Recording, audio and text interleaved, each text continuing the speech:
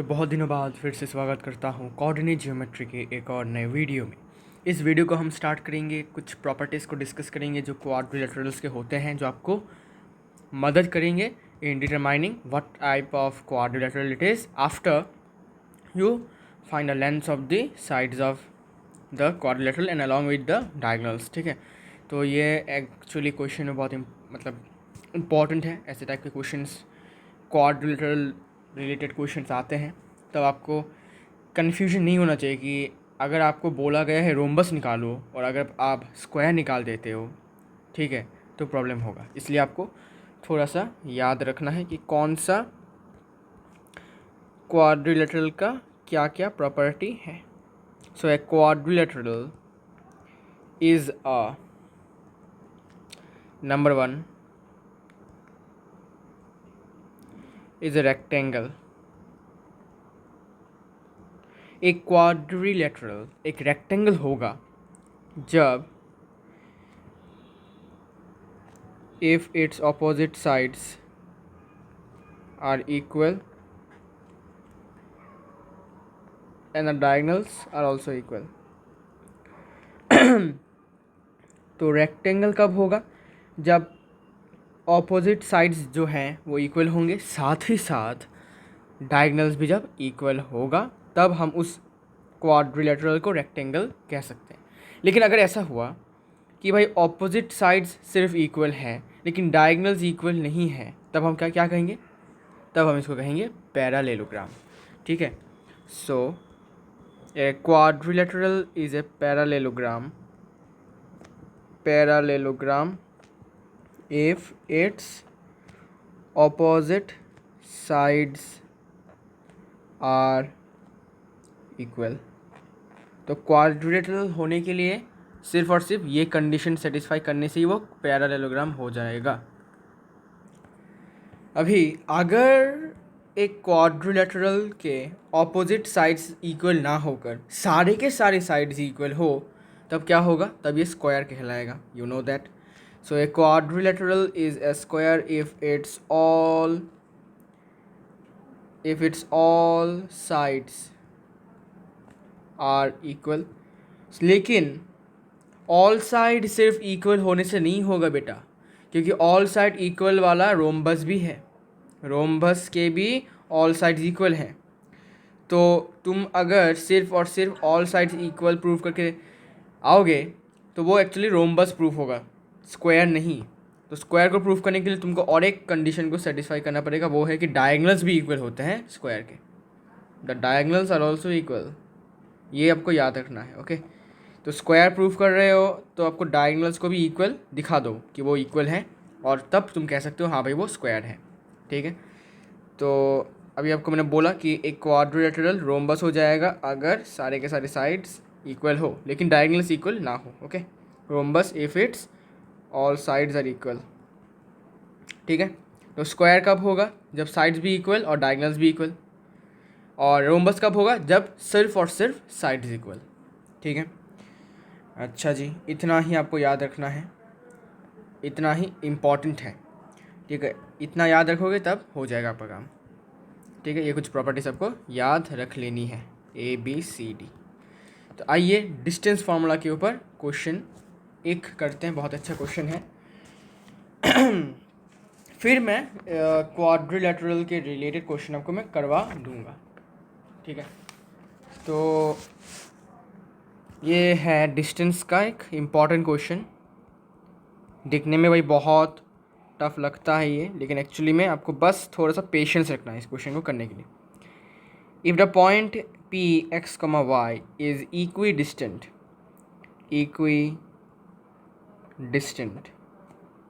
From the points Q A plus B, B minus A, and point R का coordinate है A minus B और A plus B, then prove that Bx equals to AY। Okay, ये proof करना है तुम्हें। तो question को देखने के बाद बहुत लोग घबरा जाते हैं और इसको अनअटेम्प्टेड ही रख देते हैं, लेकिन एक्चुअली में यहाँ पर सिर्फ और सिर्फ डिस्टेंस फार्मूला का यूज़ होता है और थोड़ा सा दिमाग यूज़ करना पड़ता है। और वैसे दिमाग तो यूज़ करना पड़ेगा ही भाई, ठीक है। तो इक्वी डिस्टेंट है, ऐसे टाइप के क्वेश्चन मैंने पहले भी करवाया है आपको। तो एक पॉइंट है P, तो वही ये जो पॉइंट है ये पॉइंट पॉइंट Q और पॉइंट R से इक्वल डिस्टेंट, इक्वी डिस्टेंट मतलब क्या, बराबर दूरी पर है दोनों से। तब हमें प्रूफ करना है BX इक्वल्स टू AY। आइए फिर तो एक देख लेते हैं डायग्राम से, तो समझ में आ जाएगा आपको। सपोज़ यहाँ पर एक पॉइंट है P, ठीक है, जिसका कोऑर्डिनेट गिवन है क्वेश्चन में x, y। तो यहाँ पर एक पॉइंट है सपोज अपना Q और यहाँ पर सपोज अपना है R, ठीक है। तो Q का कोऑर्डिनेट है a plus B comma B minus ए, और R का कोऑर्डिनेट है a minus B comma A plus B. तो पी आर का जो लेंथ है और पी क्यू का जो लेंथ है दोनों बराबर है। इनडायरेक्टली बोलूँ तो पॉइंट P से R का जो दूरी है और पॉइंट P से Q का जो दूरी है दोनों बराबर हैं, ठीक है। So we can write it like that कि P Q equals to P R लिख सकता हूँ, दोनों इक्वल हैं। अब मैं क्या करूँ, अब मैं चाहूँ तो बोथ साइड में होल स्क्वायर भी कर सकता हूँ। ये करने से क्या फ़ायदा होगा, ये करने से डिस्टेंस फार्मूला में एक रूट होता है, तो ये स्क्वायर जो है इस रूट को कैंसिल आउट कर देगा, तो हमें प्रॉब्लम नहीं होगा कैलकुलेशन करने में, ठीक है। आई होप मैंने पहले ऐसा करवाया है नहीं, मुझे आई डोंट नो कि इसमें बोथ साइड में होल स्क्वायर में कर सकता हूँ, मेरा मर्जी में कर सकता हूँ। मैंने सेम वैल्यू से बोथ साइड में क्या किया है, पावर में यूज़ किया है, तो मैं कर सकता हूँ, ये it is allowed. Okay, now P Q distance formula का यूज़ करते हैं, रूट देने की ज़रूरत नहीं है, पी क्यू है ना, तो ये होगा एक्स माइनस ब्रैकेट के अंदर a plus B whole square plus, ठीक है, x2 माइनस x1। मैंने x1 माइनस x2 किया है, आप वैसे भी कर, आपकी मर्ज़ी है भाई, डिस्टेंस फार्मूला आप कैसे भी यूज़ कर सकते हो, आंसर आपका सेम ही आने वाला है, लेकिन कैलकुलेशन गलती मत करना, ओके। फिर यहाँ पर मैं लिखता हूँ y minus b minus A whole square equals to, रुकिए ज़रा, इसको मैं थोड़ा इधर लाता हूँ क्योंकि जगह तो होने नहीं वाला है ना। अच्छा पी आर है ना, पी आर तो यहाँ क्या होगा x माइनस ब्रैकेट के अंदर a माइनस बी। ब्रैकेट क्यों दे रहा हूँ, बिकॉज सामने माइनस है बेटा, तो साइन चेंज होगा, इसलिए प्रिकॉशन आपको याद रखना है कि माइनस जब होगा तब थोड़ा सा ब्रैकेट यूज़ करो, नहीं तो साइन इधर उधर होगा और आपका पूरा आंसर गलत हो जाएगा, ओके। फिर क्या करूँ, हाँ y माइनस ए प्लस बी होल स्क्वायर, तो बन गया अपना डिस्टेंस फार्मूला, सब कुछ कंप्लीट। अब हम इसको क्या करेंगे, एक्सपेंड करेंगे, ऑब्वियसली बात है, ओके। लेकिन कैसे करें भाया, कैसे करें, है ना, कैसे करें, हम इसको कैसे होल स्क्वायर करें। देखो हमने क्या करें, हमें पता है a minus B whole square का फॉर्मूला पता है हमें, a square minus 2ab plus B square. तो हम क्या करते हैं, हम दो ग्रुप बना लेते हैं, इसको हम a मान लेते हैं x को, और इस पूरे चीज़ को हम b मान लेते हैं, ठीक है। ये चालाकी करेंगे हम थोड़ा सा, ताकि हम कैलकुलेशन करने में थोड़ा मुझे मदद मिले, हमें मदद मिले, ओके। तो हमने क्या किया, हमने a प्लस बी को एक साथ b मान लिया, ठीक है। तो अब हम क्या कर सकते हैं, अब हम easily a minus B whole square apply कर सकते हैं, तो आइए करते हैं। तो थोड़ा सा जगह दे दीजिए चाचा जी, इधर, ओके जी। तो होल स्क्वायर करते हैं इम्प्लाइज देकर, तो ए स्क्वायर होगा माइनस 2 इंटू ए बी, है ना, तो ये होगा 2 into A into B plus B square, A plus B whole square, ठीक है, परफेक्ट। इसके बाद यहाँ पर भी A minus B whole square लगाओ, तो इसको भी हमने क्या किया, इसको हमने ए माना और इस पूरे को हमने बी मान लिया, तो A minus B whole square हम अप्लाई कर सकते हैं, A square minus 2 into A B plus B square, है ना। अब इसको ये तो हो गया। अभी इज इक्वल्स टू ये वाला साइड लिखता हूँ। इसमें भी हमने ग्रुपिंग कर लिया, देखो हमने यहाँ पर भी ग्रुपिंग कर ली है। ये हमने ए माना और इस पूरे को हमने बी मान लिया। अब हम इजीली इसको अप्लाई कर सकते हैं। एक्स स्क्वायर माइनस 2 इंटू ए प्लस बी होगा प्लस बी स्क्वायर प्लस, अभी इसके बारी है बेटा। आइए, अरे नहीं नहीं नहीं नहीं नहीं नहीं, थोड़ा सा आइए जी, इधर होगा। हाँ, जगह ही नहीं है ना। अच्छा, फिर से इसमें ग्रुपिंग हो चुका है, तो वाई स्क्वायर माइनस 2 इंटू ये होगा plus a plus B whole square. इसके बाद यहाँ पर फिर से a minus B whole square है, यहाँ पर फिर से a plus B whole square. इसको तो हम तोड़ेंगे, ठीक है ना, एक्सपेंड करेंगे यूजिंग द फॉर्मूला। तो मैं इसको यहाँ पर इम्प्लाइज देता हूँ। तो एक्स स्क्वायर माइनस इंटू करेंगे तो होगा 2x a, okay 2x a minus minus minus plus में होगा plus, sorry minus 2x b। तो 2x इंटू ए माइनस से सामने, फिर 2x माइनस से सामने, फिर प्लस बी, इसलिए माइनस 2x बी, ओके। इसके बाद a plus B whole square, a square plus B square plus 2ab, okay. फिर ये हो गया, ये हो गया, ये हो गया, ये हो गया। अभी वाई स्क्वायर, तो plus y square minus 2y into b, तो होगा माइनस 2yb। फिर माइनस 2y इंटू माइनस ए, तो माइनस माइनस प्लस, तो प्लस 2ya। फिर प्लस बी माइनस ए होल स्क्वायर, लगा दो formula, plus B square minus 2ab plus ए square, ठीक है जी। इसके बाद इतना तक तो हो गया है, तो लेफ्ट हैंड साइड हो चुका है ना। अब राइट हैंड साइड भी लिख लेते हैं, बहुत बड़ा है ना। हा हा हा, एक्स स्क्वायर पहले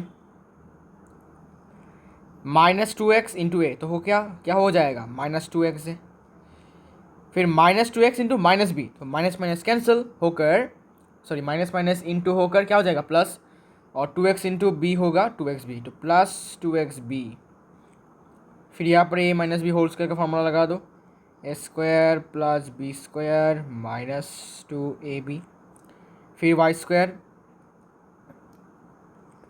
फिर minus 2a, sorry minus 2y into A, तो क्या हो जाएगा माइनस 2ya।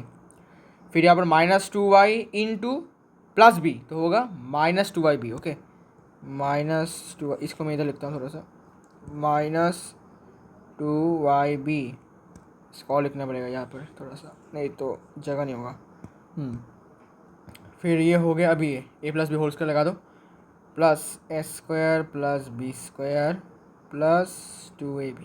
अब देखो बहुत सारी चीज़ें यहाँ पर कैंसिल आउट हो जाएंगी।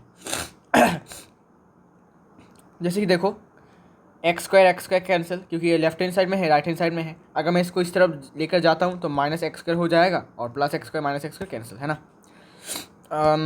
ये कैंसिल, ये कैंसिल।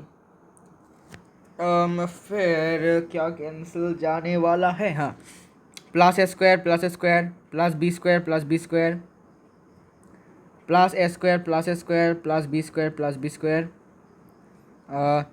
प्लस 2ab कैंसिल होगा, बिकॉज अगर राइट हैंड साइड से लेफ्ट हैंड साइड में लेके जाऊँगा तो माइनस 2ab, तो प्लस 2ab कैंसिल होगा।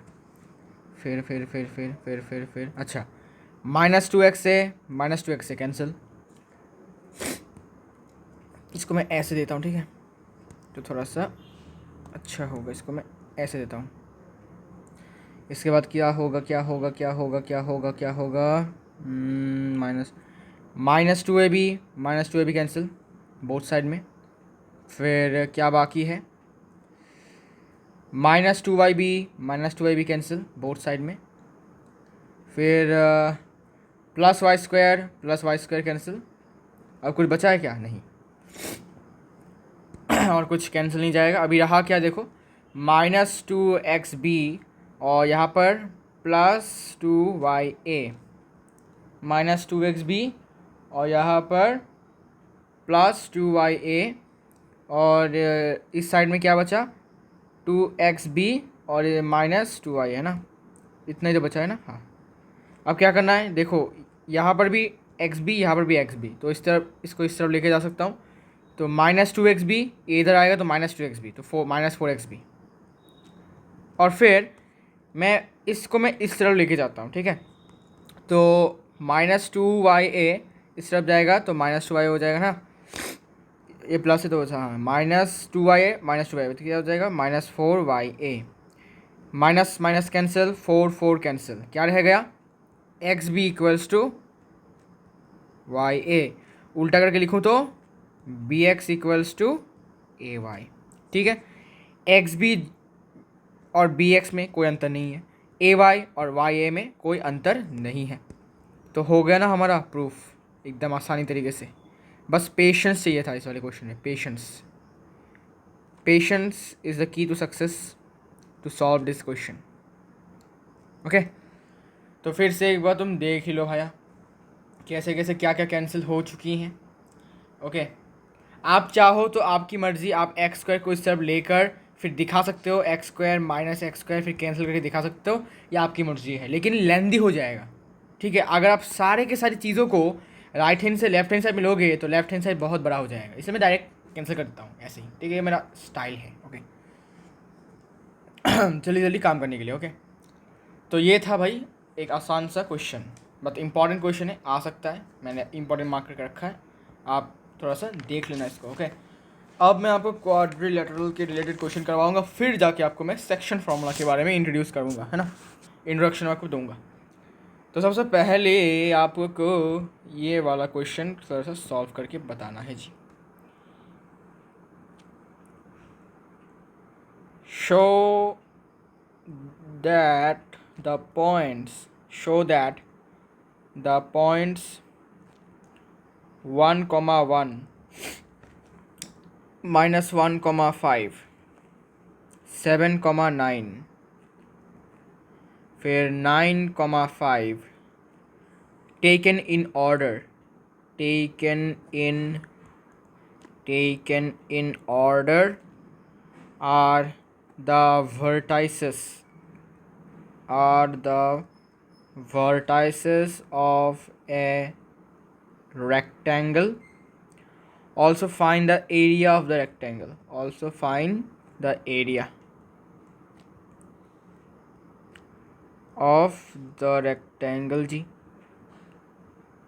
आइए कैसे सॉल्व करना है। अभी तक आपने क्या सीखा है, डिस्टेंस फार्मूला, तो यहाँ पर भी डिस्टेंस फार्मूला ही लगेगा।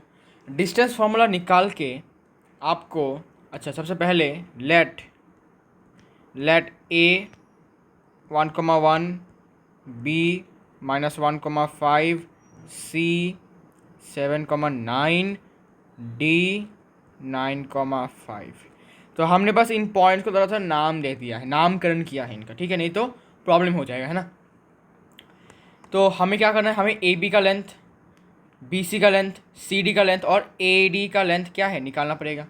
साथ ही साथ हमें इसके डायगोनल्स ए सी और बी डी भी क्या करने पड़ेंगे, इक्वल प्रूफ करना पड़ेगा। ऑपोजिट साइड्स इक्वल करेंगे और डायगोनल्स इक्वल प्रूफ करेंगे तभी जो रेक्टेंगल होगा। मैंने आपको अभी बताया various properties of various types of quadrilaterals, है ना। तो उसके लिए आपको क्या करना पड़ेगा, साइड्स का वैल्यू निकालना पड़ेगा। तो साइड्स का वैल्यू निकालने के लिए हमारे पास फार्मूला है डिस्टेंस फार्मूला। तो सबसे पहले हम डायग्राम कर लेते हैं। डायग्राम ये लीजिए, रेक्टेंगल है, ठीक है, ये रेक्टेंगल है। तो सपोज ये पॉइंट ए है, ये बी है, ये सी है, ये डी है। क्वेश्चन में लिखा है देखो taken in order. Taken in order मतलब क्या, इसके बाद ये वाला पॉइंट आएगा, इस वाले पॉइंट के बाद ये वाला आएगा, इसके बाद ये आएगा। ऐसा नहीं कि तुमने ए का पॉइंट ए का कोऑर्डिनेट ये लिया, फिर पॉइंट बी का ये ले लिया, फिर पॉइंट सी का ये ले लिया, फिर पॉइंट डी का ये ले लिया, ऐसा नहीं होगा, ऑर्डर में जाएगा, ठीक है। या तो तुम ऐसे भी लिख सकते हो, यहाँ से शुरू कर सकते हो, ऐसे करके कर सकते हो। ओके, तो ये आपको ध्यान रखना है। तो अब क्या करना है, ए बी का लेंथ निकालते हैं पहले।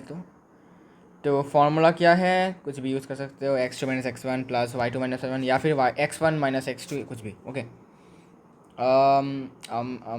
क्या होगा बेटा, क्या होगा, क्या लूँ, अच्छा इसको लेता हूँ। 1 - (-1) whole square plus 1 minus 5 whole square. तो 1 माइनस ऑफ -1 मतलब क्या, 1 + 1 मतलब 2 का स्क्वायर। ठीक है, समझ में आया, 2 का स्क्वायर। डायरेक्ट कर रहा हूँ, थोड़ा समझ जाना। ओके, 1 माइनस 5 तो होगा -4 का होल स्क्वायर जी। यूनिट्स लिखना मत भूलना, यूनिट्स नहीं लिखोगे पूरा हाफ मार्क्स आपका डिडक्ट कर लेंगे वो। ठीक है, ऐसा हो सकता है आपको फुल मार्क्स मिलने वाले हैं इस क्वेश्चन में, इतना आसान क्वेश्चन है आपके लिए, है ना। और लेकिन अब टीचर्स लोग क्या करेंगे, इन्विजिलेटर्स जो होते हैं वो आपके कॉपी में गलती ढूंढेंगे। वो जैसे जैसे वो गलती ढूंढ कर आपके मार्क्स को डिडक्ट करने का वो ट्राई करेंगे। और अगर आप उन्होंने देखा कि आपने यूनिट्स नहीं लिखा है, तब वो भाई खुशी होकर झूमेंगे और आपका हाफ मार्क्स काट देंगे, तो आपको फुल मार्क्स नहीं मिलेगा। और आप इसको यू कैन से कि आर्ग्यू भी नहीं कर सकते कि भाई यूनिट्स ना लिखने से क्या फ़ायदा हो गया, क्या हो गया नुकसान, नहीं, यूनिट्स लिखना ज़रूरी है। ठीक है, you can not argue in this on this topic. Okay, तुम चाह कर भी आर्ग्यू नहीं कर सकते।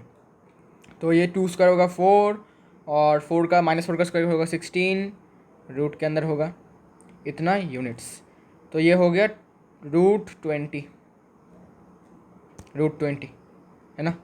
अभी इसको रूट के अंदर ही रखो, बाहर निकालने की ज़रूरत नहीं है। ओके, फिर अभी क्या निकालें, BC निकालते हैं, BC लेंथ निकालते हैं, √, तो लेता हूँ भाई 7 minus of -1 whole square plus 9 minus 5 whole square units.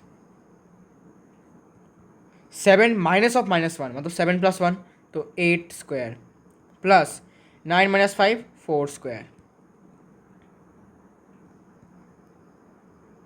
Units. 8 square होता है 64, 4 स्क्वायर होता है 16, तो ये हो गया भाई अपना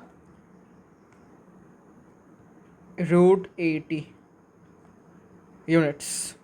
ओके, √80 यूनिट्स। तो BC का लेंथ आया √80। अभी CD का लेंथ निकाल लेते हैं। तो भाई BC भाई साहब तुम थोड़ा सा इधर चले जाओ, CD रूट के अंदर होगा, लेता हूँ भाई ऐसे ही 9 minus 7 whole square plus 5 minus 9 whole square. Units लिखना मत भूलो भाया। 9 minus 7 2 square plus 5 minus 9 -4 whole square root के अंदर है यूनिट्स। 2 स्क्वायर 4 और -4 का होल स्क्वायर 16 का बीच में भीतर है। ओके, तो ये होगा √20 इतना यूनिट्स, है ना। तो आप गौर से देख सकते हो कि AB के साथ CD का लेंथ बराबर आया, तो ऑपोजिट साइड का एक पेयर तो कंप्लीट है, इक्वल है। अब हमें AD के साथ BC भी इक्वल दिखाना है, कैसे, डिस्टेंस फार्मूला से। अब हम क्या करेंगे, AD का लेंथ निकालते हैं। तो अच्छा जी, 9 माइनस 1 होल स्क्वायर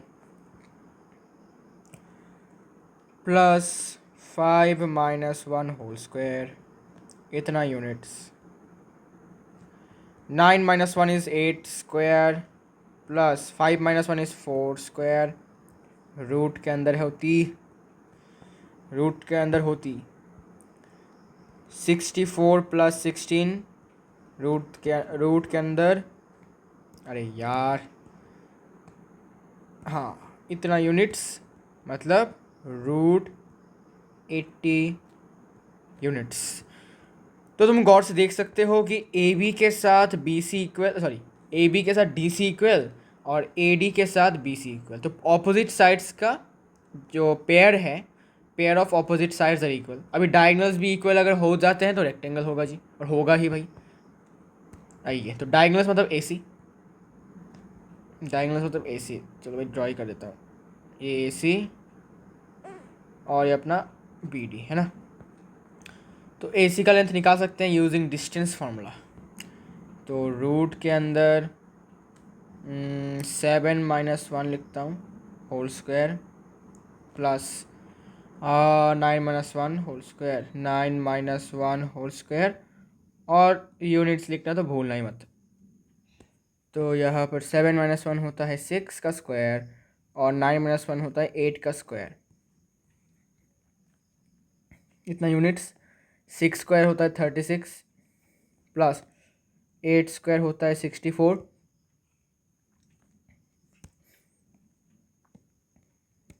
इतना यूनिट्स।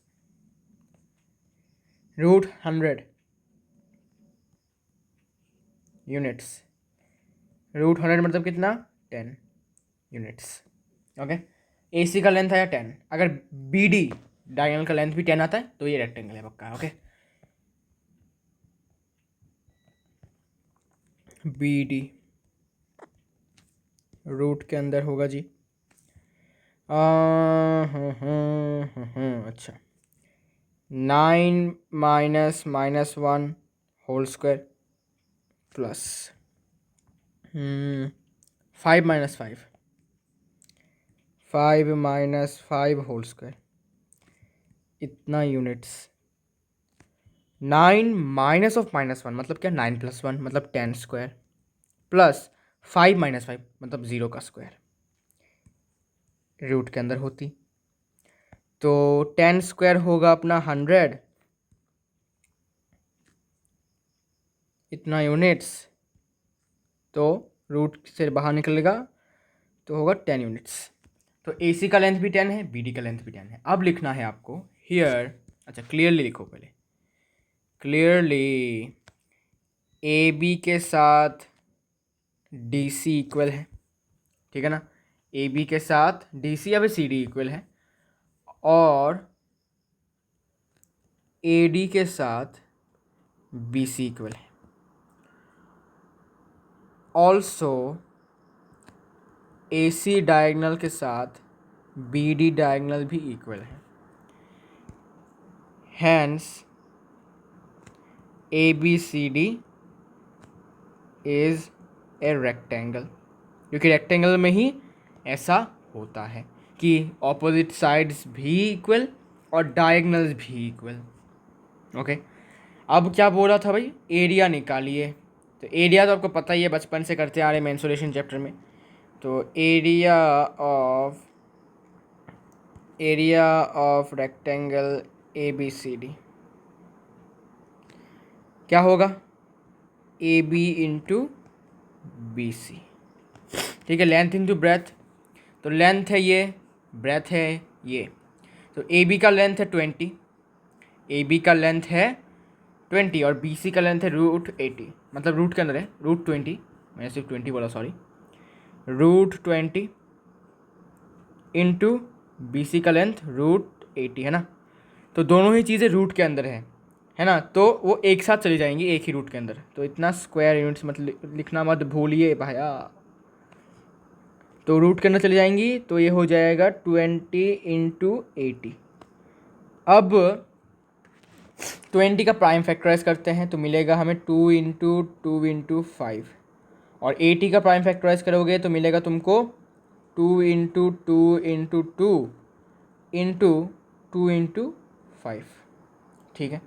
अब गौर से देखो कि पेयर्स बनते हैं या नहीं। स्क्वायर यूनिट्स, ये एक पेयर, ये एक पेयर, ये एक पेयर और ये 5 और 5 एक पेयर। स्क्वायर यूनिट्स लिखना मत भूलिए।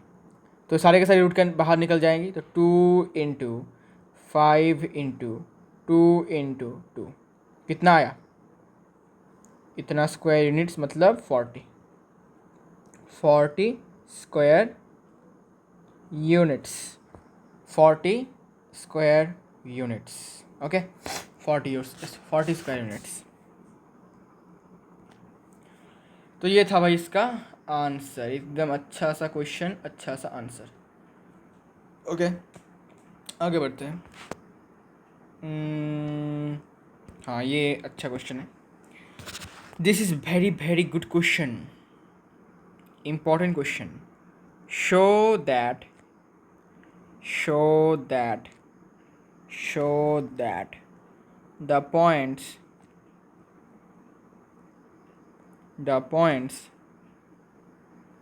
a comma a minus a comma minus a and minus root three a comma only root three A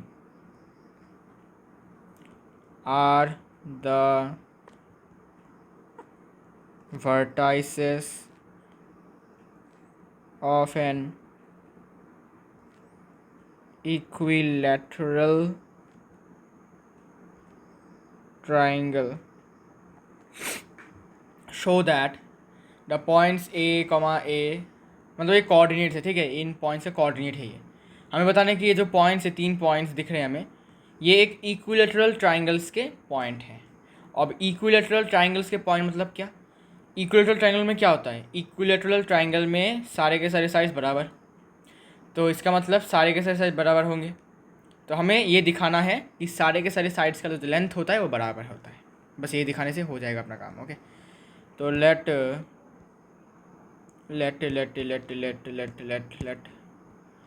late इस पॉइंट को नाम लेते हैं ए, जिसका कोऑर्डिनेट स्मॉल ए कॉमा स्मॉल ए है। अच्छा भाई, ए बी सी भाई बहुत पुराना हो चुका है ना। पी क्यू आर लेते हैं, पी क्यू लेते हैं भाई, Q minus a comma minus ए, और आर का minus root three a comma root three a. Now we have to show that the side lengths P Q, Q R and P R all the same, ठीक है, are all the same. ये मत दिखाओ अभी के लिए। अच्छा, तो पी क्यू का लेंथ निकालते हैं यूजिंग डिस्टेंस फार्मूला। अरे यार स्ट्रेट क्यों नहीं होता? तो पी क्यू है ना, तो A minus minus A whole square, आपकी मर्ज़ी से आप लिख सकते हो। फिर लेता हूँ फिर से a minus minus A whole square. Okay,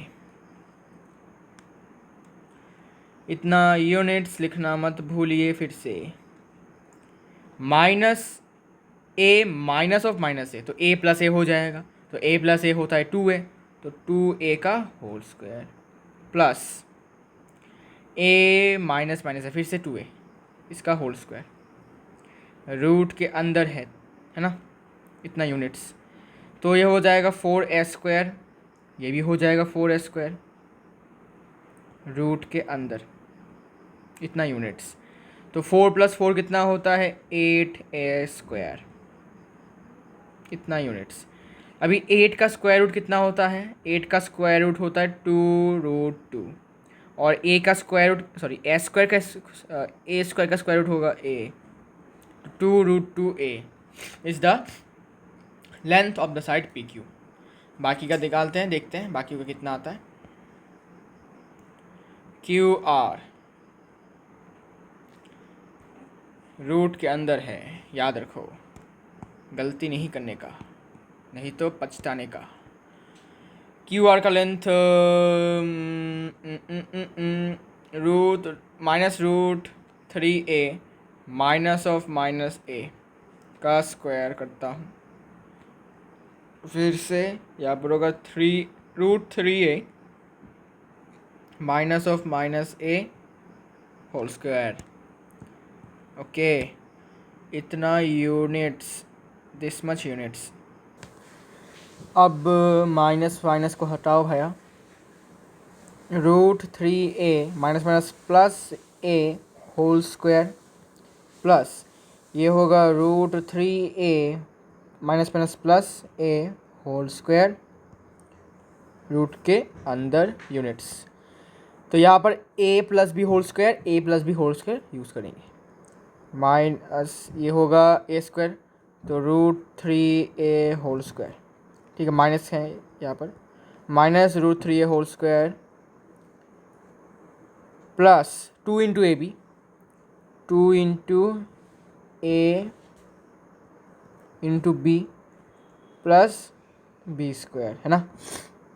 similarly यहाँ पर ये होगा √3a whole square plus 2 × √3a × a प्लस a स्क्वायर, all are inside the root. कितना यूनिट्स? अभी होल स्क्वायर कर देते हैं, तो minus root three whole square क्या हो जाएगा, plus root three, sorry plus three a square, यहाँ पर माइनस है तो ये हो जाएगा minus two into root three, two root three a into a कितना हो जाएगा ए स्क्वायर, प्लस इसके बाद ये ए स्क्वायर है, फिर plus root three a square क्या होगा, root three a whole square होगा three a square, plus two root three a square.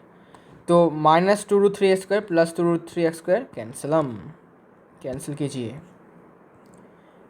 इसके बाद plus s square, all are inside the root units. तो three a square plus s square four a square plus three a square seven a square plus A square कितना होता है eight a square units. तो eight a square का square root होता है to root two ए, इतना units. तो Q R का लेंथ भी कितना आ गया, क्यू आर का लेंथ भी टू रूट टू ए आ गया।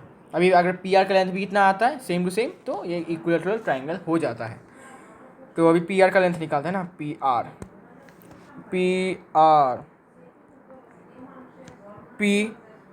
आर होने से ये होगा, अच्छा जी ये होगा कुछ ऐसा, इसको मैं ऐसे करता हूँ ठीक है। रूट के अंदर मैं इसको लिखता हूँ, पहले मैं ए लिखता हूँ ठीक है, a minus of minus root three a का होल स्क्वायर प्लस, इसके बाद फिर से ए लेना तो पड़ेगा, तो ए माइनस रूट थ्री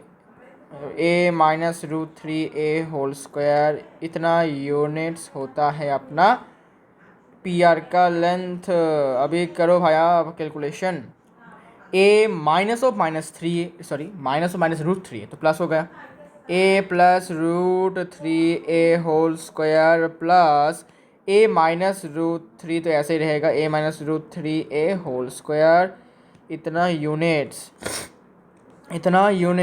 अभी ए प्लस बी और a minus B whole square. अब इसका एक फॉर्मूला है, क्या फॉर्मूला लिख देता हूँ बेटा, देखो ए स्क्वायर, सॉरी पहले तो लिखो a plus B whole square plus a minus B whole square अगर होता है तब क्या होता है, तब ये two into a square plus B square के बराबर होता है। तो ये बस आपको थोड़ा सा ये होना था, हाँ, तो ये आपको थोड़ा सा याद रखना है, ये वाला फॉर्मूला बस थोड़ा सा, ठीक है। इट इज़ वेरी यूज़फुल, तो यहाँ पर देख सकते हो फिर से सेम प्रोसीजर में, देखो a plus B whole square plus a minus B whole square. तो हम क्या कर सकते हैं, हम अभी इसकी जगह पर to into A plus A square plus B square लिख सकते हैं। तो टू इंटू ए स्क्वायर मतलब क्या, ये प्लस बी स्क्वायर मतलब क्या, रूट थ्री ए का होल स्क्वायर।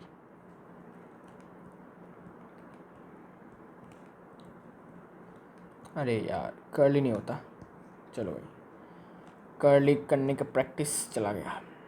चलो टू इंटू ये होगा ए स्क्वायर प्लस ये रूट थ्री होल स्क्वायर होकर थ्री ए स्क्वायर हो जाएगा, रूट के अंदर इतना units, two into a square plus three a square कितना हो जाएगा फोर ए स्क्वायर, और टू इंटू फोर कितना हो जाता है eight a square, two into four eight a square का रूट, मतलब ये हो जाएगा two root two a units, ये भी क्या आ गया बराबर आ गया। तो अभी लिखो clearly P Q equals to Q R equals to P R, hence triangle PQR is an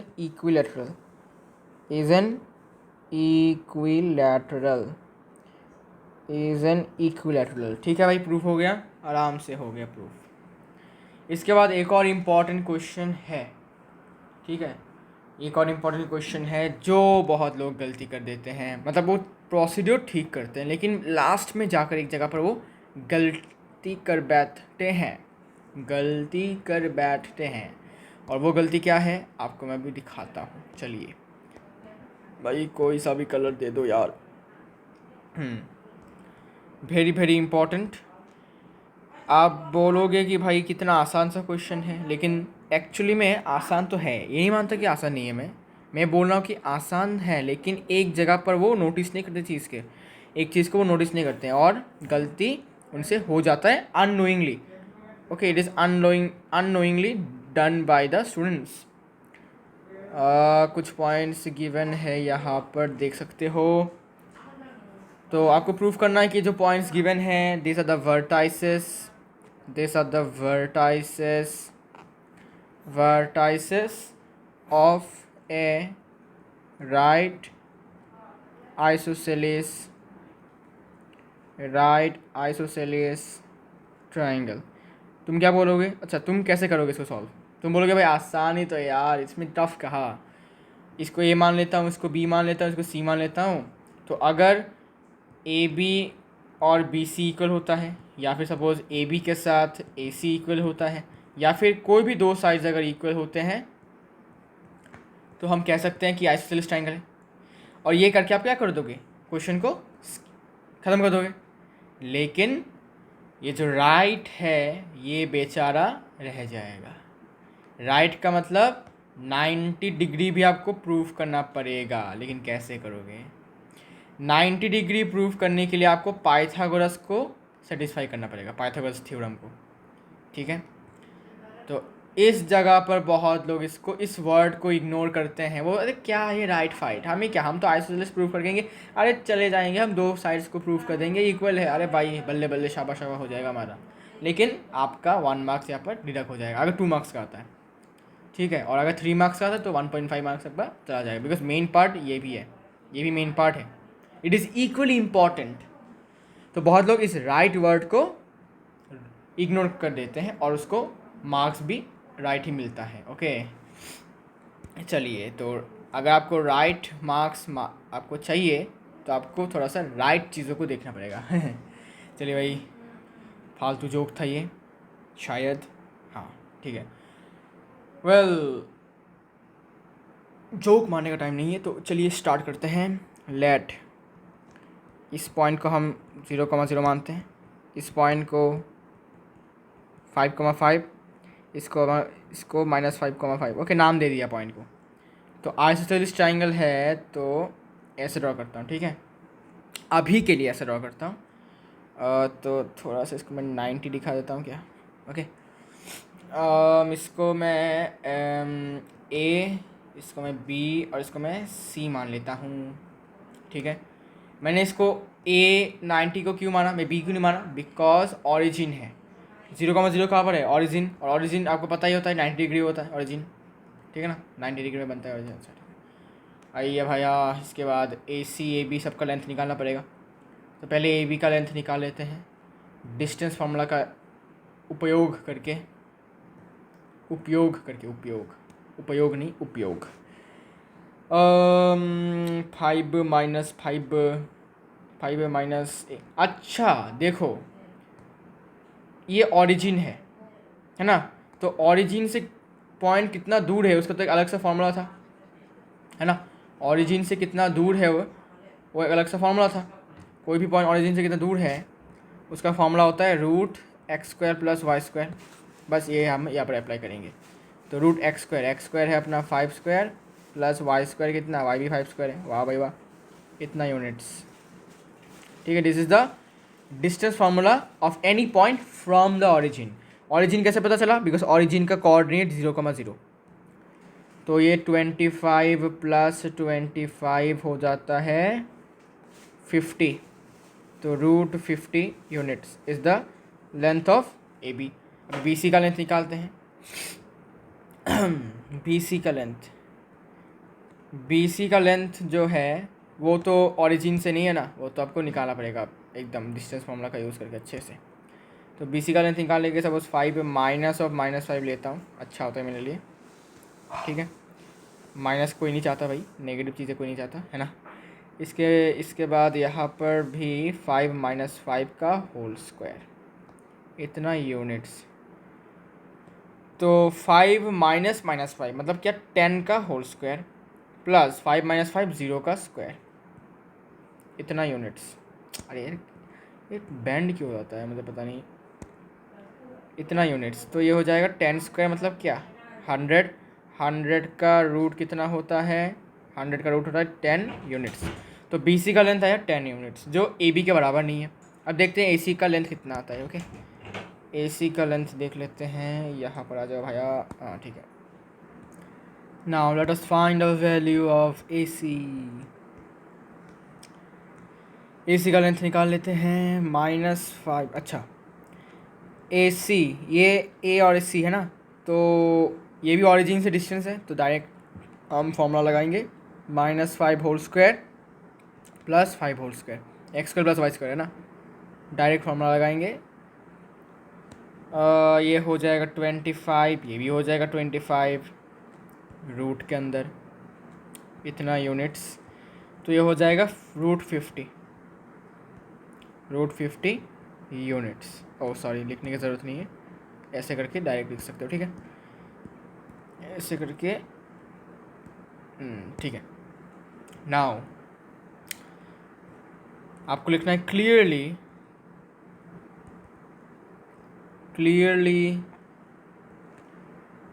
A B equals to, A B के साथ कौन बराबर है, A C. Okay, hence triangle A B C is an isosceles. ये तो बस आपने isosceles है ये प्रूफ किया है, अब तुमको राइट आइसोसेलिस मतलब क्या 90 डिग्री वाला आइसोसेलिस ट्राइंगल है वो प्रूफ करना है ना। तो ऑल्सो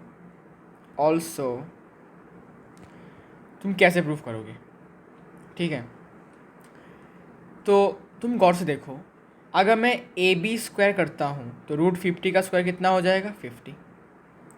अगर मैं ए सी का स्क्वायर करता हूँ तो कितना हो जाएगा, 50। और जब मैं बी सी का स्क्वायर करता हूँ तो मुझे 100 मिलेगा। तो तुम गौर से देखो, ए बी स्क्वायर मतलब 50 प्लस ए सी स्क्वायर मतलब 50 equals to B C square that is 100। और ये कब होगा, जब ये राइट एंगल ट्राइंगल होगा, and this is nothing but Pythagoras theorem. तो तुम लिखो now A B square plus B C square equals to, A B square मतलब √50 का whole square, √50 whole square plus √50 whole square कितना हो जाता है, 50 प्लस 50 means 100, and this is nothing but equals to B C का whole square.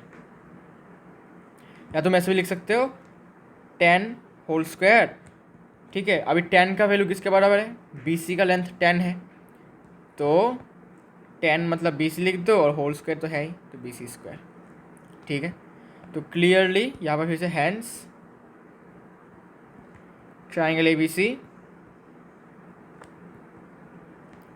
Is a right isosceles, ठीक है। 90 डिग्री वाला आइसोसेलिस ट्राइंगल है, 90 डिग्री वाला आइसोसेलिस ट्राइंगल है ये। So let's start the section formula. Finally section formula को start करने का वक्त आ चुका है। सेक्शन फार्मूला का मतलब कुछ ऐसा है, देखो, अगर मान लेते हैं यहाँ पर एक पॉइंट है भाई, यहाँ पर एक पॉइंट है जिसका पॉइंट नाम ए देते हैं, ठीक है, जिसका कोऑर्डिनेट सपोज x1, y1 है जैसे कोऑर्डिनेट, और सपोज यहाँ पर एक और पॉइंट बी है जिसका कोऑर्डिनेट x2, y2 है।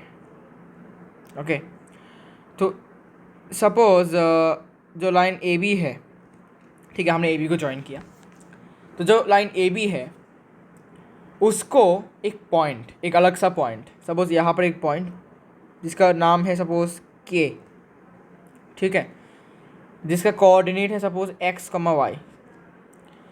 ये जो पॉइंट के है ये इस लाइन सेगमेंट को, ए बी लाइन सेगमेंट को सपोज कुछ रेशियो में डिवाइड करता है। रेशियो में सपोज मतलब कि सपोज ए बी का लेंथ है 10 सेंटीमीटर, ठीक है, मतलब यहाँ से यहाँ तक 10 सेंटीमीटर इसका लेंथ है, और जो पॉइंट के है मान लेते हैं वो इस लाइन सेगमेंट को इस पार्ट को 6 और इस पार्ट को 4 करके डिवाइड करता है। मतलब ये पॉइंट इसको ऐसे डिवाइड करता है लाइन सेगमेंट को, जिससे कि यहाँ से यहाँ तक मतलब के बी का जो लेंथ आया है वो कुछ रेशियो 6 है और कुछ पार्ट 6 है, और यहाँ से यहाँ का जो पार्ट है वो 4 के बराबर है। ठीक है, ऐसा ज़रूरी नहीं है कि 4 होगा, रेशियो 4 है, लेकिन एग्जैक्ट वैल्यू 4 होगा वो गारंटीड नहीं है। ठीक है, रेशियो बोलूँगा तो अगर मैं बोलता हूँ कि रेशियो 6:4, इसका मतलब ये नहीं कि इसका वैल्यू 6 और इसका value 4। Nope, it can be 3:2। ठीक है, it can be 3:2, it can be 1:5, okay, it can be 18, it can be 12। ठीक है, तो रेशियो का मतलब एग्जैक्ट 6 और एग्जैक्ट 4 नहीं, डिफरेंट वैल्यूज होंगे। ओके, तो मान लेते हैं ये पॉइंट इसको ऐसे डिवाइड करता है कि जो लाइन सेगमेंट 10 सेंटीमीटर का वैल्यू है वो कुछ 6 पार्ट यहाँ पर आया है और कुछ 4 पार्ट यहाँ पर है, यहाँ से यहाँ का। ठीक है, तब हम कहेंगे, तब क्या कहेंगे, हम ये कहेंगे कि जो पॉइंट के है इसने इस लाइन सेगमेंट को 4:6 रेशियो में डिवाइड या फिर कट किया है। कब कहेंगे, जब के इस लाइन सेगमेंट को कुछ रेशियो कुछ में डिवाइड करेगा। तो देखो, हमने मान लिया भाई कि कोई भी रेशियो में कट कर सकता है ये। तो हमने माना कि भाई ये है m, ये है n, मतलब इस पॉइंट ने इस लाइन सेगमेंट को ऐसे कट किया कि यहाँ से यहाँ कुछ m पार्ट है और यहाँ से यहाँ कुछ n पार्ट है। ठीक है, तो इसका मतलब क्या कहेंगे, इसका मतलब ये कहेंगे कि के पॉइंट ने इस लाइन सेगमेंट को m:n रेशियो में डिवाइड किया है, ऐसा हम कह सकते हैं। ओके, अब उस पॉइंट ने जो इस लाइन सेगमेंट को डिवाइड किया है, उस पॉइंट का हम पता बता सकते हैं। पता बता सकते हैं, ये क्या बात है भाई? पता मतलब कोऑर्डिनेट बता सकते हैं कि वो पॉइंट एग्जैक्टली लाइन सेगमेंट के किस जगह पर है, जिसके वजह से ये लाइन सेगमेंट कुछ रेशियो कुछ में डिवाइड हुआ है। ठीक है, तो हम यहाँ से x कोऑर्डिनेट भी बता सकते हैं, y कोऑर्डिनेट भी बता सकते हैं यूजिंग वन फार्मूला। क्या फार्मूला? Section formula. तो यहाँ से तुमको x का वैल्यू मतलब x कोऑर्डिनेट का वैल्यू मिलेगा mx2 plus nx1 divided by m plus n, इस फॉर्मूले से। और तुमको y कोऑर्डिनेट मिलेगा my2 plus ny1 by m plus n formula से। तो उस पॉइंट का जो x कोऑर्डिनेट है उसका वैल्यू तुमको इस फॉर्मूले की मदद से मिलेगा, और उस पॉइंट का जो y कोऑर्डिनेट है उस पॉइंट का y कोऑर्डिनेट उसका वैल्यू तुमको इस वाले फॉर्मूले से मिलेगा। ठीक है, सो this is nothing but the section formula. Okay, तो इस फॉर्मूले के मदद से हम उस पॉइंट का पता निकाल सकते हैं। इसका प्रूफ भी मैं आपको दिखा देता हूँ कि कहाँ से कैसे आया। ओके, वेदर आप चाहे तो इसको नोट डाउन कर सकते हो, बिकॉज वेल CBSE में NCERT में ये गिवन नहीं है इसका प्रूफ, चाहिए भी नहीं, लेकिन फिर भी आपको मैं बता देता हूँ because it's interesting to know things, okay, to know unknown things. तो आइए इसको मैं प्रूफ करके आपको दिखा ही देता हूँ। ओके, अच्छे से प्रूफ करके एकदम, ताकि आपको याद रहे एक्चुअली। तो उसके लिए मैं एक्चुअली दो एक्स एक्सिस और दो एक्सिस लेता हूँ। ठीक है, एक्स एक्सिस और वाई एक्सिस। ठीक है, ये अपना वाई एक्सिस है और ये अपना एक्स एक्सिस है। ठीक है, ये है वाई, ये है वाई डैश, ये है एक्स डैश और ये है एक्स। और ये है अपना ओरिजिन, है ना, ये अपना है ओरिजिन। अब मैं क्या करता हूँ, मैं यहाँ पर एक पॉइंट लेता हूँ, सपोज इस पॉइंट का नाम है ए, ठीक है, जिसका कोऑर्डिनेट है, थोड़ा सा वेट, इसको मैं इधर लेता हूँ, जगह नहीं होता, हाँ, ये है पॉइंट ए जिसका कोऑर्डिनेट है x1, y1, ठीक है सर, ठीक है। फिर हाँ, फिर मैं इसको थोड़ा नीचे लेता हूँ, चलिए इधर, और फिर मैं यहाँ पर एक और पॉइंट लेता हूँ ऊपर, b, जिसका कोऑर्डिनेट है x2, y2 मान लेते हैं, ठीक है। फिर हमने क्या किया, इसको ज्वाइन कर दिया, ए बी को ज्वाइन किया, ओके। और फिर हमने माना कि भाई यहाँ पर एक पॉइंट है P, ठीक है, कोई सा भी एक पॉइंट है P, P करके एक पॉइंट है यहाँ पर जिसका कोऑर्डिनेट है x, y, जो इस ए बी लाइन सेगमेंट को m/n रेशियो में डिवाइड कर रहा है, ठीक है भाई। अच्छा, अब हम क्या करने वाले हैं, now we are going to draw perpendiculars from this point. एक डॉटेड लाइन में परपेंडिकुलर ड्रॉ कर रहा हूँ, फिर इस पॉइंट से भी परपेंडिकुलर ड्रॉ कर रहा हूँ, यहाँ से भी और यहाँ से भी एक परपेंडिकुलर ड्रॉ कर रहा हूँ, डॉटेड में होगा, ठीक है। फिर यहाँ से यहाँ तक एक परपेंडिकुलर ड्रॉ किया, ओ ज़्यादा छोटा हो जाएगा ना ये, इतना तक देता हूँ। फिर यहाँ से यहाँ भी एक परपेंडिकुलर मैंने ड्रॉ किया है, परपेंडिकुलर नहीं लग रहा ये, I have to make it perpendicular, okay. ये लो भाई, स्ट्रेट कर दिया, so this is also a perpendicular, ये लो। और इस पॉइंट को नाम देता हूँ डी, और इस पॉइंट को नाम देता हूँ सी, ओके। अच्छा, अब रुको, थोड़ा सा इसको हटा देता हूँ, यहाँ लेके जाता हूँ, ठीक है। अब देखो हम क्या करने वाले हैं, हम अभी इस छोटू से ट्राइंगल को, ट्राइंगल APC और ट्राइंगल PBD को सिमिलर प्रूफ करेंगे, ओके, सिमिलर बताएंगे।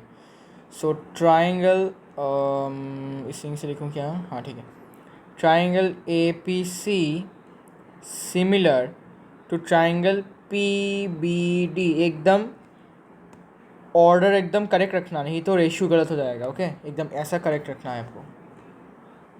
अब बोलोगे भाई सिमिलर कैसे, अरे सिंपल है भाई, देखो ये और ये, या तुम देखो अगर मैं इसको थोड़ा एक्सटेंड करता हूँ लाइन को, अगर मैं इसी लाइन को एक्सटेंड करता हूँ और इसको इतना तक ही रखता हूँ, तो ये जो लाइन है ये भी 90 डिग्री, ये भी 90 डिग्री है। कैसे, बिकॉज इसको ये 90 डिग्री से मैंने एक्सटेंड किया है, तो यहाँ पर भी 90 डिग्री बनेगा, ठीक है। और यह तो ऑलरेडी 90 डिग्री है, ठीक है। तो को इंटीरियर एंगल्स का सम होता है 180, और कब होता है, जब दो लाइन पैरेलल होते हैं। तो इसका, इस एंगल का और इस एंगल का सम 90 + 90 180, तो को इंटीरियर एंगल्स का सम 180 है। और ये कब पॉसिबल है, जब दो लाइन पैरेलल है। इसका मतलब कि ये लाइन और ये लाइन है पैरेलल, ये लाइन और ये लाइन पैरेलल है। तो अगर ये दोनों लाइन पैरेलल हैं, तो अगर मैं इसको ट्रांसवर्सल मानता हूँ, अगर मैं AB को ट्रांसवर्सल मानता हूँ, तो ये एंगल और ये एंगल क्या हो जाएंगे, ये एंगल और ये एंगल क्या हो जाएगा, इक्वल। रीज़न क्या है, corresponding angle, corresponding angles of a are, sorry, corresponding angles are equal, okay. तो ये क्राइटेरिया मिल गया हमें इस ट्राइंगल को सिमिलर करने का। अब हमें दूसरा क्राइटेरिया चाहिए। अब देखो इस ट्राइंगल में भी ये वाला एंगल 90, इस ट्राइंगल में भी ये वाला एंगल 90, तो therefore by angle similarity criteria this two triangles are similar.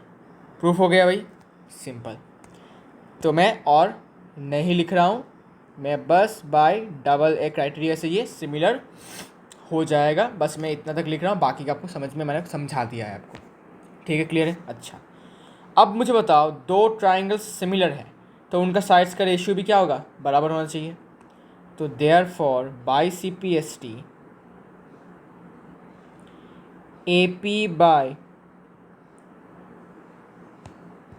by PB equals to PC by BD equals to AC by PD, है ना। ये रेशियोज बराबर होंगे। अब AP का लेंथ कितना है, AP मतलब यहाँ से यहाँ कितना है, ये M है। और PB मतलब यहाँ से यहाँ कितना है, N है। तो बिठाओ भैया, ये हो जाएगा M/N। इसको मैं थोड़ा सा इधर लाता हूँ, ठीक है ठीक है। इम्प्लाइज अब PC का लेंथ कैसे निकालें, PC का लेंथ कैसे, PC का लेंथ है, ये है PC है ना, ये है PC। गौर से देखो,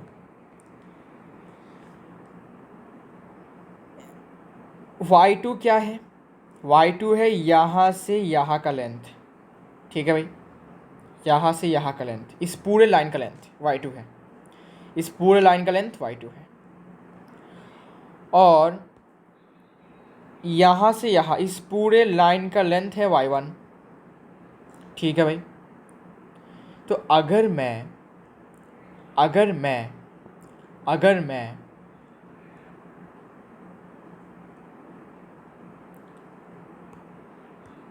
इस पूरे लाइन से ये वाला पार्ट को मैं हटा दूँ, तो मैंने हटा दिया भाई, इस वाले लाइन को मैंने हटा दिया। हटाने के बाद मुझे क्या मिला, मुझे ये वाला पार्ट मिला, ठीक है, ये मुझे ये वाला पार्ट मिला। अब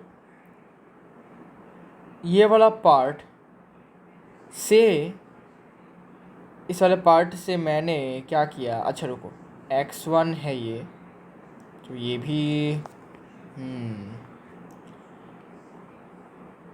इसका होना चाहिए। अच्छा रुको, इसको मैं थोड़ा क्लियरली समझाता हूँ। देखो, मुझे तो चाहिए भाई ये वाला Y है ना, सॉरी PC चाहिए मुझे, ये वाला, ये PC चाहिए। PC मुझे कैसे मिलेगा, PC मुझे तब मिलेगा, अच्छा अरे हाँ, ये सब मैं कर सकता हूँ ऐसे। देखो y मतलब क्या, कि यहाँ से यहाँ का length, perpendicular length from x axis है ना। और y1 कौन सा है, y1 है यहाँ से यहाँ का, ये y1 और ये y। तो अगर मैं इस y से, इस पूरे लाइन सेगमेंट से अगर मैं इतना पार्ट को डिडक्ट कर दूँ, तो मैंने हटा दिया ये वाला पार्ट, देखो हटा दिया, पुश कर दिया मैंने इसको। तो मुझे क्या मिल रहा है, मुझे कौन सा वाला पार्ट मिल रहा है, आहा, मुझे तो PC मिल रहा है। तो PC को पाने के लिए मैं क्या करने वाला हूँ, मैं y से y1 को माइनस करने वाला हूँ, तो मुझे PC मिल जाएगा। तो मैंने PC के लिए क्या किया, मैंने PC के लिए y से y1 को माइनस किया। अब मुझे BD चाहिए, BD मतलब मुझे ये वाला लेंथ चाहिए। मैं क्या करूँ, तो देखो y2 मतलब क्या, यहाँ से यहाँ तक y2, और y मतलब कहाँ से कहाँ तक, y मतलब यहाँ से यहाँ तक, ओके। तो अगर मैं इस पूरे y2 से इस y को माइनस कर दूँ, तो यहाँ से मैंने इसको हटा दिया मैंने, तो मुझे क्या मिला, मुझे मिल गया भाई अपना BD। तो BD मुझे कैसे मिला, मैंने y2 से ये वाला पार्ट y को हटा दिया, तब मुझे BD मिला। तो यहाँ पर लिखना पड़ेगा आपको y2 माइनस y। फिर AC चाहिए मुझे भाई, AC मतलब ये वाला पार्ट है ना, ये वाला पार्ट। तो मैं क्या करता हूँ, AC को पाने के लिए देखो, x का मतलब क्या है, x का मतलब यहाँ से यहाँ का लेंथ, ठीक है, x का मतलब यहाँ से यहाँ का लेंथ। और x1 मतलब क्या, यहाँ से, ओ सॉरी x का मतलब यहाँ से, सॉरी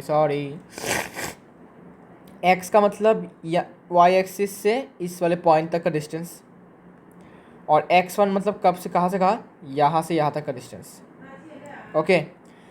तो ये है x और ये है x1। तो अगर मैं इस पूरे x से अगर मैं इस पूरे x से ये वाला पार्ट x1 को डिडक्ट कर देता हूँ, तो मैंने क्या कर दिया, देखो मैं डिडक्ट कर दिया मैंने, तो मुझे कौन सा वाला पार्ट मिला, मुझे मिल गया ये वाला पार्ट। और ये वाला पार्ट कौन सा है भाई, ये वाला पार्ट तो अपना AC है ना। मुझे तो ये वाला पार्ट मिला है, ये रेक्टेंगल होगा 90 डिग्री 90 डिग्री, तो मुझे ये वाला पार्ट मिला, तो मुझे AC मिल गया। तो AC कैसे मिला, बस हमने x से पूरे लाइन सेगमेंट से एक छोटू सा पार्ट x1 को माइनस कर दिया, तो x minus x1 divided by PD है ना। PD मतलब कहाँ पर, हाँ मुझे PD चाहिए ये वाला। तो देखो x2 का मतलब क्या, x2 मतलब यहाँ से यहाँ तक का लेंथ x2, और x मतलब क्या, यहाँ से यहाँ तक का लेंथ x। अगर मैं पूरे x2 से x मतलब इतना पार्ट को मैं क्या कर दूँ, हटा दूँ, इसको मैंने हटा दिया भाई, ये नहीं है, तो मुझे क्या मिलेगा, तो मुझे ये वाला पार्ट मिलेगा।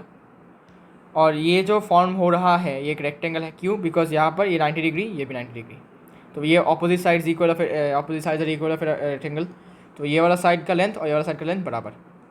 तो यहाँ से मुझे मिल गया क्या, तो ये पार्ट पाने के लिए मुझे क्या करना पड़ा, x2 माइनस एक्स, तो इस वाले साइड का लेंथ होगा x2 माइनस एक्स, तो इस वाले साइड का लेंथ भी क्या होगा, x2 माइनस एक्स, तो PD का लेंथ भी क्या होगा, x2 minus x,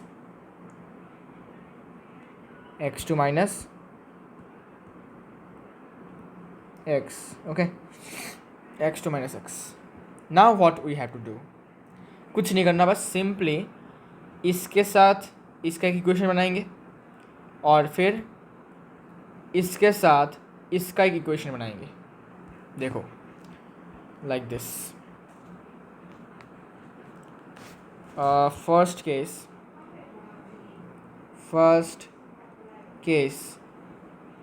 case m/n equals to y minus y1 by y2 minus y। Okay, ये फर्स्ट केस है, इसको मैं थोड़ा नीचे आकर सॉल्व करता हूँ। आइए, मल्टीप्लिकेशन हो रहा है सिंपली, तो m इंटू y2 हो जाएगा माइनस my इक्वल्स टू, फिर से यहाँ पर multiplication ny minus ny1। Okay, अब हम क्या करेंगे, सिंपली my2 यहाँ पर है ना, इसको मैं इस तरफ लेके जाऊँगा और इसको मैं इस तरफ लाऊँगा। ओके जी, तो इसको ले जाऊँगा तो my2 इस तरफ आएगा, तो प्लस ny1 इक्वल्स टू ये होगा ny प्लस my। ओके, अब देखो गौर से, my2 plus ny1 equals to, यहाँ से y कॉमन आ रहा है, तो y को मैंने कॉमन ले लिया, n प्लस m। ओके, अब मैं यहाँ पर y के साथ ये मल्टीप्लिकेशन में है, इसको मैं इस तरह भेजता हूँ तो ये डिवाइड में आ जाएगा m प्लस n, तो simply my2 plus ny1 divided by n plus m। ठीक है, n प्लस m भी लिख सकते हो या फिर m प्लस n भी लिख सकते हो, कोई दिक्कत वाली बात नहीं है, इक्वल्स टू y। तो यहाँ से उनको y कोऑर्डिनेट का वैल्यू मिल गया according to the formula my2 plus ny1 by m plus n या फिर n प्लस m। ठीक है, ये तो एक प्रूफ हो गया। नाउ सेकेंड केस में we will take this and this. Second case, आइए एकदम अच्छे से, second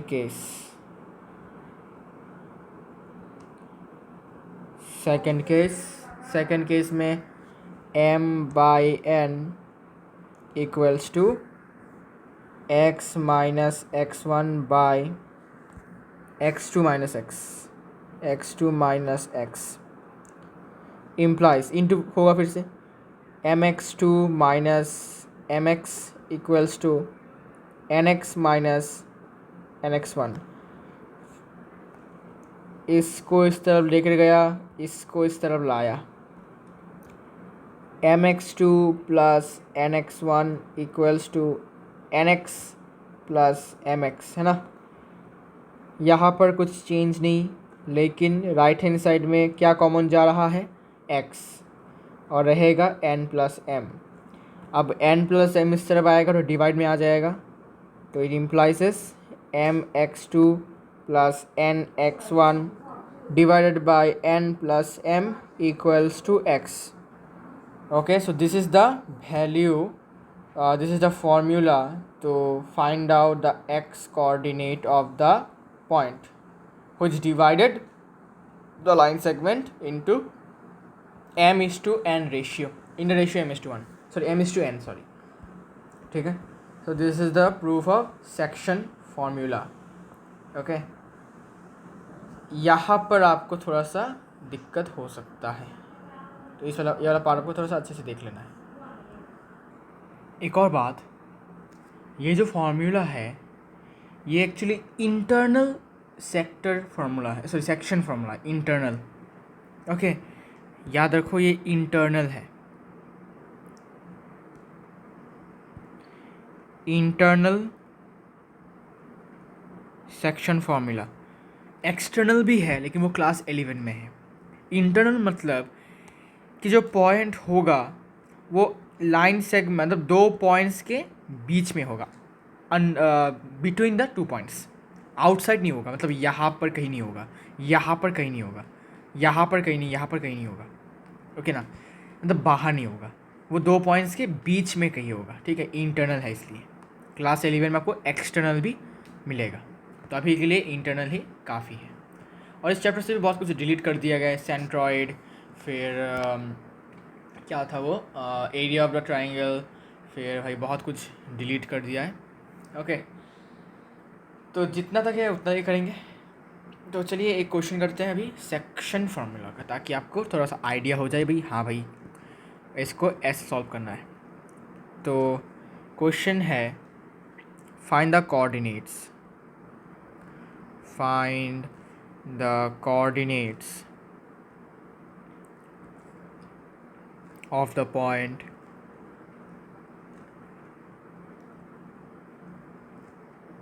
which divides the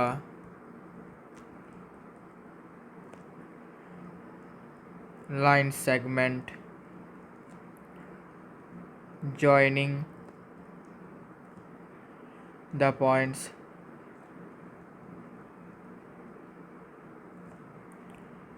6,3 and -4,5 in the ratio 3:1, sorry 3:2 internally. देखा, इंटरनली बोलेगा. ओके, तो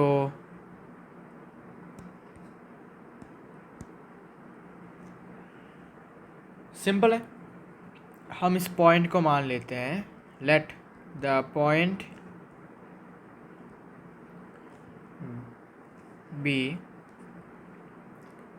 पी जिसका कोऑर्डिनेट x, y है, एंड A 6,3 और B -4,5 मानते हैं. ठीक है, हमने बस इस पॉइंट को नाम दिया है कि मान लेते भाई कि इसका पॉइंट का नाम A है, इस पॉइंट का नाम B है, और जिस पॉइंट ने इस लाइन सेगमेंट को डिवाइड किया है उसको हमने P मान लिया, जिसका कोऑर्डिनेट है x, y.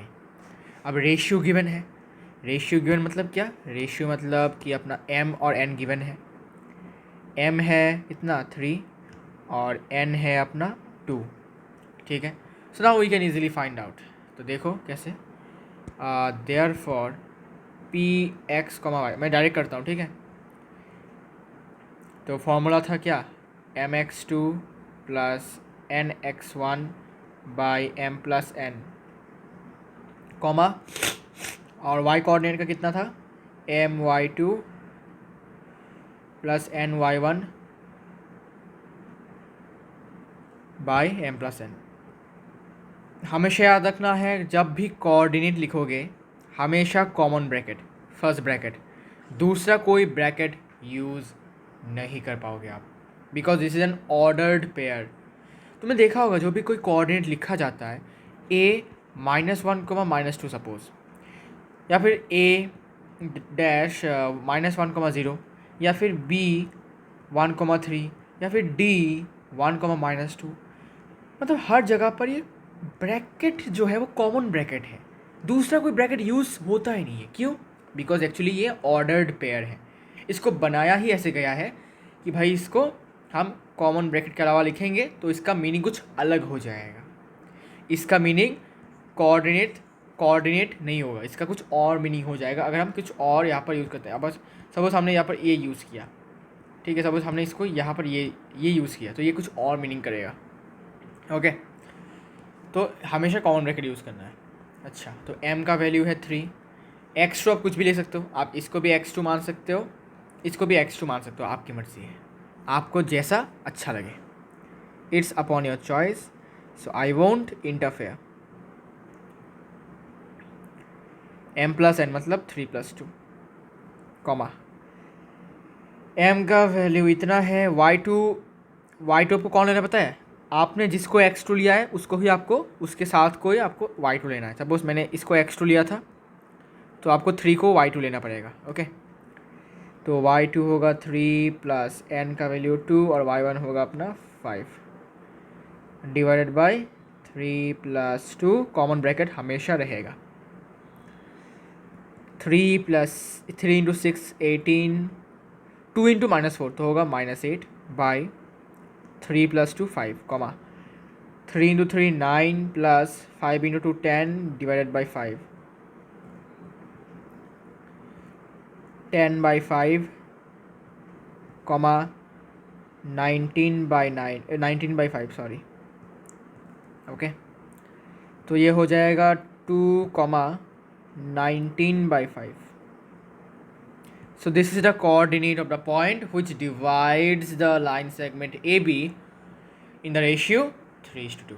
तुम ड्राइंग भी कर सकते हो, ड्राइंग करना कंपलसरी नहीं है बिकॉज, और हाँ आप चाहो तो ड्राइंग कर सकते हो, ड्राइंग करने से आपका कॉन्फिडेंस लेवल भी बढ़ जाता है और आपकी गलती होने के चांसेस भी कम हो जाते हैं, गलती करने के चांसेस कम हो जाते हैं। Okay, so it is better. O M ये शुरू बोला ना, तो एम शुरू होने से तो इधर जाएगा, ये वाला साइड थोड़ा बड़ा रहेगा उस साइड से क्योंकि M3 शुरू है। नाक बंद है मेरा, पता नहीं क्यों का अचानक से। ये 3, ये 2 और B का कोऑर्डिनेट -4,5। ओके, तो आई होप इसके और टाइप्स करवाने की ज़रूरत है नहीं, सिंपल सा क्वेश्चन है।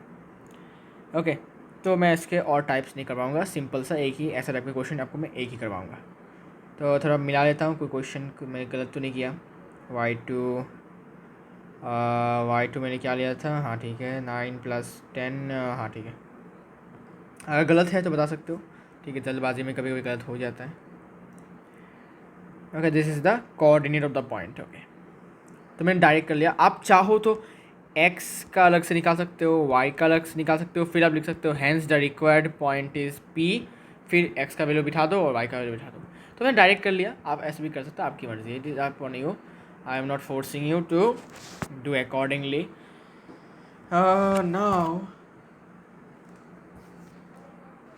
This is the last question of this video, इसके बाद हमारा ये वीडियो एंड हो जाएगा। ओके, क्योंकि अभी देख सकते हो रात के 12 बज के कितना हो चुके हैं, 29 है ना। ये बहुत इंपॉर्टेंट क्वेश्चन है बिकॉज इसी क्वेश्चन से आपको एक और थ्योरम के बारे में, mid point formula actually, sorry mid point theorem नहीं, mid point formula. Mid point theorem तो वो वाला हो जाएगा, ट्राइंगल वाला जो आपने क्लास 9 में करा था क्वाड्रिलेटरल चैप्टर में, मिड पॉइंट थ्योरम, ठीक है ना, वो नहीं, सॉरी मिड पॉइंट फार्मूला होगा। सॉरी, थोड़ा सा टर्म्स को इधर उधर संभाल के बोलना पड़ता है, नहीं तो पता नहीं कहाँ का क्या हो जाए, है ना। Find the coordinates of coordinates of points which trisect the line segment line segment joining 1 comma minus 2 and minus 3 comma 4. Okay, trisect का मतलब क्या है पहले ये जानते हैं। ट्राइसेक्ट का मतलब 3 इक्वल पार्ट्स में डिवाइड करना, 3 इक्वल पार्ट्स में डिवाइड करना। जैसे हम बोलते हैं बाइसेक्ट, बाइसेक्ट मतलब 2 इक्वल पार्ट्स में डिवाइड करना, ट्राइसेक्ट मतलब 3 इक्वल पार्ट्स में डिवाइड करना। ओके, तो सपोज़ एक 2 पॉइंट्स हैं, सपोज़ यहाँ पर एक पॉइंट है ए, अच्छा ए नहीं एक्स वाई लेता हूँ, एक्स वाई, एक्स का कोऑर्डिनेट है सपोज़ 1 कॉमा माइनस 2 और वाई का कोऑर्डिनेट माइनस 3 कॉमा 4। तो इसके बाद हमें यहाँ पर एक पॉइंट देना पड़ेगा और यहाँ पर एक पॉइंट देना पड़ेगा, ठीक है। तभी देखो 3 इक्वल पार्ट्स में डिवाइड हुआ, ये एक पार्ट, ये एक पार्ट, ये एक पार्ट। तो इसको मैं ए मान लेता हूँ, इसको बी मान लेता हूँ, इसका कोऑर्डिनेट को हम मान लेते हैं एक्स कॉमा वाई, इसके कोऑर्डिनेट को मान लेता हूँ ए कॉमा नहीं P comma Q. Okay, P comma Q. तो ट्राइसेक्ट मतलब कि ये वाला पार्ट, ये वाला पार्ट और ये वाला पार्ट तीनों बराबर। अब तीनों बराबर हैं, मुझे बताओ अगर मैं इसको ऐसे लिखूँ, इस मान लेते हैं कि इस पूरे लाइन का जो लेंथ है वो 15 है, ठीक है। ट्राइसेक्ट हुआ है तो हर एक पार्ट का वैल्यू इक्वल होगा। अगर इस वाले पार्ट का वैल्यू x हुआ तो इस वाले पार्ट का भी वैल्यू x, इसका भी x। तो हम यहाँ से इजीली x का वैल्यू निकाल सकते हैं। कैसे? x प्लस x करेंगे तो क्या मिलेगा? 15 मिलेगा, लेंथ ऑफ द सेगमेंट। तो 3x equals to 15, x equals to 5। इसका मतलब हर एक पार्ट 5 के बराबर है, ठीक है। तो अगर मैं इसका रेशियो करता हूँ तो 5:5:5, मतलब क्या? 5:5:5, ठीक है। तो सबको मैं अगर 5 से डिवाइड कर देता हूँ तो मुझे क्या मिलेगा? 1:1:1, ठीक है। तो 1:1:1 रेशियो में क्या कर रहा है? डिवाइड कर रहा है। ओके, सिमिलरली अगर मैं लेता हूँ कि भाई अभी मुझे मन हुआ कि मैं इसको करता हूँ कुछ ऐसा 39, सपोज इस लाइन सेगमेंट का लेंथ है 39, तो हर एक पार्ट का वैल्यू कितना होगा? 13 13 13। ओके, इस वाले पार्ट का भी 13 होगा, ये वाला पार्ट भी 13, ये वाला पार्ट भी 13, ठीक है। तो 13:13:13 रेशियो में क्या करेगा? डिवाइड हो रहा है, मतलब क्या? 1:1:1, सिंपल सी बात है। तो इसका मतलब है कि 1:1:1 रेशियो में हो रहा है। अच्छा, अब क्या करना है देखो, अब हम कुछ टेक्निक यूज़ करते हैं। देखो हमें क्या करना है, हमें इस वाले का और इस वाले का कोऑर्डिनेट निकालना है ना। तो कोऑर्डिनेट निकालने के लिए हमें रेशियो पता होना चाहिए, तो हमें रेशियोज़ भी पता है। तो हम क्या करते हैं देखो, हम इसका रेशियो निकालने के लिए, सॉरी इसका कोऑर्डिनेट निकालने के लिए हम ये पता करना पड़ेगा कि ये पॉइंट ए इस लाइन सेगमेंट को कितने रेशियो में डिवाइड कर रहा है। तो ज़रा गौर से देखो, अगर मैं अभी इस वाले पॉइंट को छोड़ो, सपोज नहीं है, सपोज मैं एक और लाइन सेगमेंट बनाता हूँ, एक्स वाई, ये ए है, ये 1 और ये कितना होगा? ये वाला पार्ट कितना होगा बताओ, ज़रा गौर से देखो। यहाँ से यहाँ का पार्ट है 1, फिर यहाँ से यहाँ का पार्ट है 1, फिर यहाँ से यहाँ का पार्ट है 1। तो अभी ये वाला पॉइंट सपोज नहीं है, तो यहाँ से ये 1 और 1 क्या होगा? ऐड हो जाएगा, तो कितना हो जाएगा? 2। तो यहाँ से यहाँ वाला पार्ट है 2। अब देखो 2 कैसे हुआ, ज़रा सोचो, अगर ये 2 नहीं होता तो क्या तुमको ये पूरा लेंथ 3 मिलता? क्या नहीं मिलता? क्यों नहीं मिलता? अगर ये 1 होता तो ये पूरा पार्ट क्या होता? 1 + 1 2 हो जाता, तो ये इक्वली ट्राइसेक्ट नहीं होता। देखो 2 को तुम 3 से डिवाइड नहीं कर सकते, ठीक है, तो इक्वल पार्ट में डिवाइड नहीं होगा, इसलिए इट मस्ट भी क्या होगा? 2 होगा। कैसे? क्योंकि भाई ये वाला पार्ट इतना से 1 है, इतना तक 1 है, तो ये पूरा लेंथ क्या हो जाएगा? 1 + 1 2, सिंपल है और कुछ नहीं। तो इतना से इतना पार्ट है 1 और इतना से इतना पार्ट होगा 2, बिकॉज यहाँ से यहाँ 1 था और यहाँ से यहाँ 1 है, तो इस पूरे जगह का लेंथ कितना हो जाएगा, 1 + 1 2। ओके, तो ये जो पॉइंट ए है ये इस लाइन सेगमेंट एक्स वाई को 1:2 में 1:2 रेशियो में डिवाइड कर रहा है। सो देयरफॉर ए एक्स कॉमा वाई डायरेक्ट लिखता हूँ mx2 plus nx1 divided by m plus n comma my2 plus ny1 by m plus n, ये है इसका कोऑर्डिनेट, है ना। तो m है 1, x2 आप कुछ भी ले सकते हो,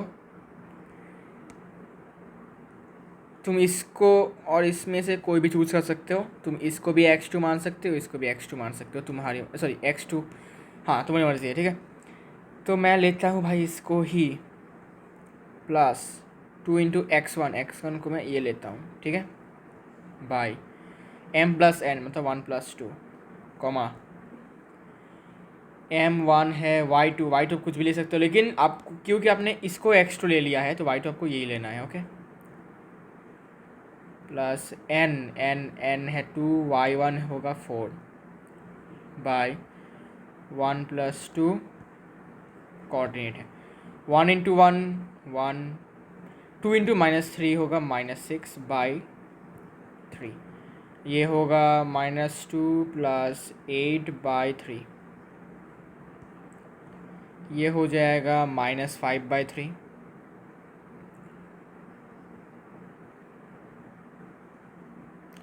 और ये हो जाएगा 6 बाई 3, है ना। 6 बाई 3 मतलब 2, डायरेक्ट ले लेता हूँ 2। ओके, नाउ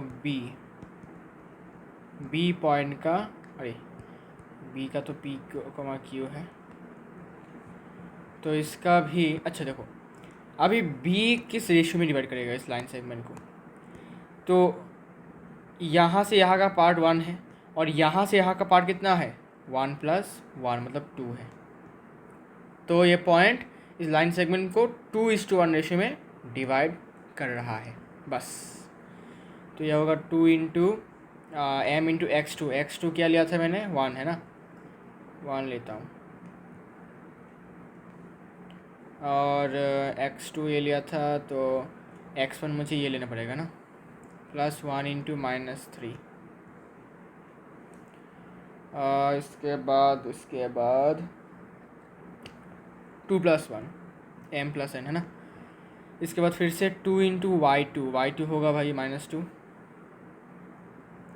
प्लस 1 × ये होगा 4 y1 डिवाइडेड बाय 2 + 1, अभी होगा 2 - 3 by 3 comma -4 + 4 by 3 -1 by 3 comma -4 + 4 0 by 3 कितना होता है 0 ही होता है, ओके।